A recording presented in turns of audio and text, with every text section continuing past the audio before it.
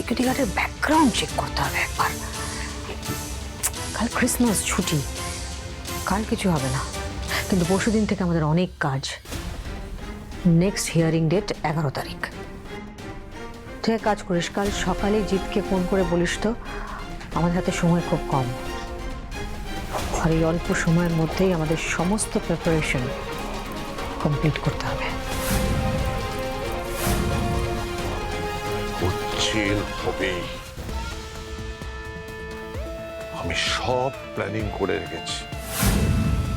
আমি next hearing এ তার বন্দোবস্ত করব।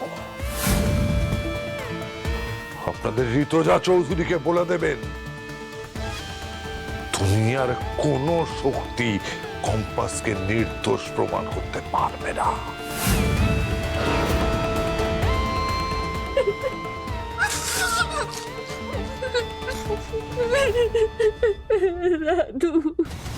ঋতুজা তোমাকে এই সমস্ত কথা বলেছে? ওরা কেউ কিছুতেই বুঝতে চাইছে না যে কম্পাস বিহারকে শেষ করে ফেলবে। আমাকে বললে আমার বাড়ি থেকে চলে যেতে, আমাদেরকে বিহারে আশেপাশে ঘুরে করার লাভ নেই। চলো দাদু, আমি তো কিছুতেই মেনে নিতে পারবো না দাদু, কিছুতেই না। বিহার আমার, ও যদি আমার না হয় আমি বাঁচতে পারবো না দাদু, পারবো না আমি বাঁচতে। মোনালিসা তুমি প্লিজ একটু মাথাটা ঠান্ডা করো প্লিজ। তুমি জানোই তো এমনিতেই বাড়ির পরিবেশ এখন উত্তেজিত হয়ে আছে। আর অভিজ্ঞান বাবু, আপনি তো জানেন বাড়ির এই পরিস্থিতি। কম্পাস সবেমাত্র জামিনে বেরিয়েছে, এই সবকিছু নিয়েই সবাই একটু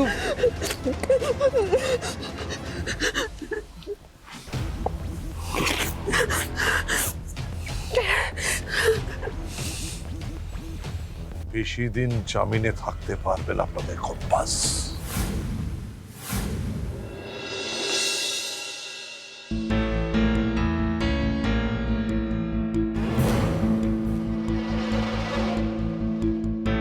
জিৎ, বাড়িতে কি অবস্থা?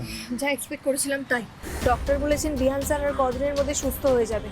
সেই কটা দিন আমাকে বিহান স্যারকে দেখে রাখতে হবে, কারণ বিহান স্যারের ক্ষতি করে আমাকে বিপদে ফেলার চেষ্টা করা হতে পারে, আমার মাকেও বিপদে ফেলার চেষ্টা হতে পারে। এরকম কোনো চেষ্টা হয়েছে নাকি? হ্যাঁ, কিছুটা। বাড়ির ব্যাপারটা আমি দেখে নেবো, তুই চিন্তা করিস না। তুই কি জানতে পারলি যে কেমিক্যালটা কোথা থেকে কেনা হয়েছে? না, আমি চেষ্টা করলাম কিন্তু পেলাম না। এই কেমিক্যালটা সহজে সব জায়গায় পাওয়া যায় না, আর কোথায় যে পাওয়া যায় সেটাও চেষ্টা করে জানতে পারলাম না। আমি পেয়েছি। পেয়েছিস? কোথায় পাওয়া যায়? হ্যাঁ পেয়েছি, ধর্মতলায় দাস অ্যান্ড সন্সে একমাত্র এই কেমিক্যালটা পাওয়া যায়। আমি সেরকম খবরই পেয়েছি। এবার ভাইটাল কাজটা করতে হবে জিৎ। দাস অ্যান্ড সন্সে গিয়ে চালাকি করে খবরটা জোগাড় করতে হবে ওই কেমিক্যালটা এই কদিনের মধ্যে কে কে কিনেছে। প্রেসক্রিপশন ছাড়া বা কোনো ইনস্টিটিউশনের অ্যাপ্রুভাল ছাড়া এই কেমিক্যাল বিক্রি করা কিন্তু বেআইনি, এটা মনে রাখিস। তাহলে ওখানকার লোকদের সঙ্গে কথা বলতে তোর সুবিধা হবে। সেই না হয় মনে রাখবো, কিন্তু কি চালাকি করবো যাতে সব ইনফরমেশন আমাকে বলে দেয়? একটা আইডিয়া আছে আমার মাথায়। কি?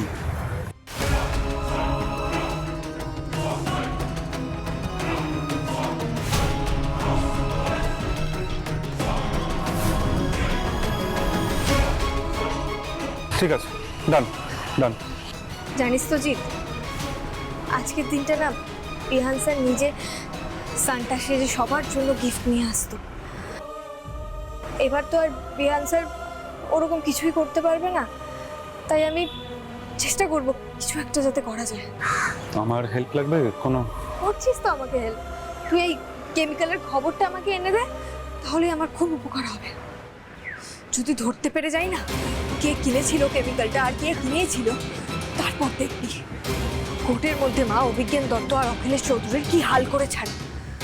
আমি চেষ্টা করছি কম্পাস, আশা করি পেয়ে যাবো। এক কাজ করিস, আমাদের গ্রুপের কয়েকটা বন্ধুকে সঙ্গে নিয়ে নিস, ফোন করে দেখ কে কে ফ্রি আছে। ঠিক আছে, আমি দেখে নিচ্ছি বিষয়টা। তুই বাড়ি যাবার তো।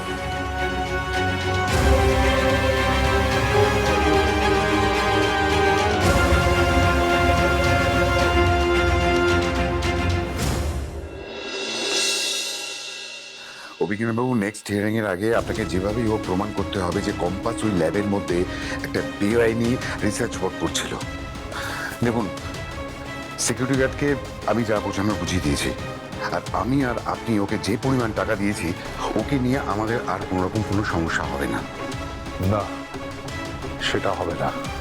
আমি ওকে সেদিনই বলে দিয়েছিলাম, কাজটা ভালো করে করলে আরো পাবে। এখন আমরা যা বলবো ও শুনবে। বাবু, আমি একটা জিনিস ভাবছি, জানেন তো, আপনার আমি তো বাবা, আমার ছেলে সুস্থ হয়ে যাক সেটাই আমি চাই, কিন্তু সাইমালটেনিয়াসলি আমি আরেকটা কথাও ভাবছি। এই কেসের নিষ্পত্তির আগে বিহান যদি কোমা থেকে বেরিয়ে আসে, তাহলে কিন্তু কেসটা অন্যদিকে ঘুরে যেতে পারে অভিজ্ঞান বাবু।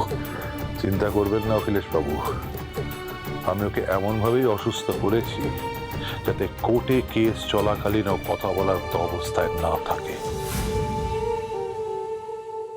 আর আমি নেক্সট হিয়ারিং এ প্রমাণ করে দেব যে ওই ল্যাবে সত্যি একটা বেআইনি কাজ হচ্ছিল।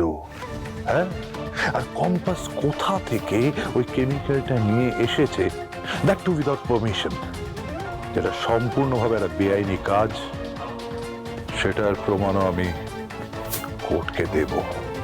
কিন্তু অভিজ্ঞান বাবু, কম্পাস যদি তার আগে জানতে পেরে যায় যে এই কেমিক্যালটা কোথা থেকে এসেছিল আর আপনি এটা কিভাবে নিয়ে এসেছিলেন, কারণ এই কেমিক্যালটা সমস্ত জায়গাতেই যে পাওয়া যায় তা নয়, হ্যাঁ, বিশেষ একটা জায়গাতে এগুলো পাওয়া যায়, আর সেটা কিন্তু কম্পাসও ভালো করে জানে।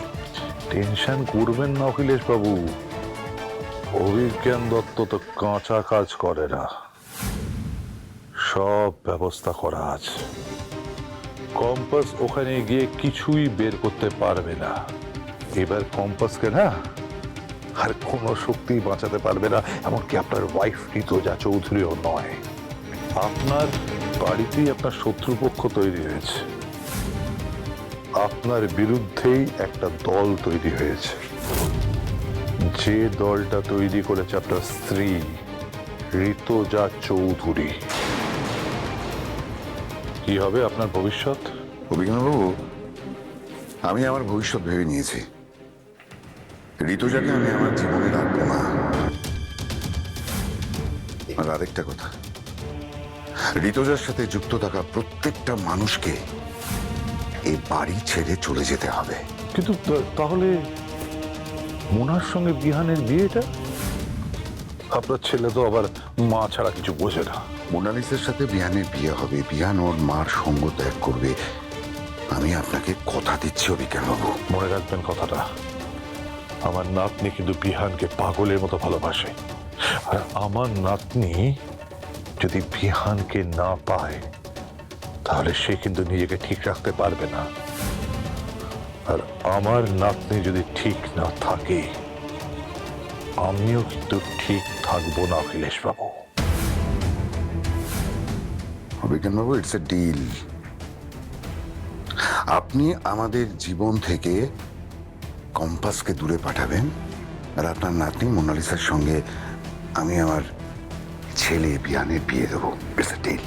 বেশ, কিন্তু এরপরও একটা সমস্যা রয়ে গেছে অখিলেশ বাবু। সেটা হচ্ছে অভিজিৎ ভৌমিকের ওই ফর্মুলাটা, ওটা তো হাতে পাওয়া যায়।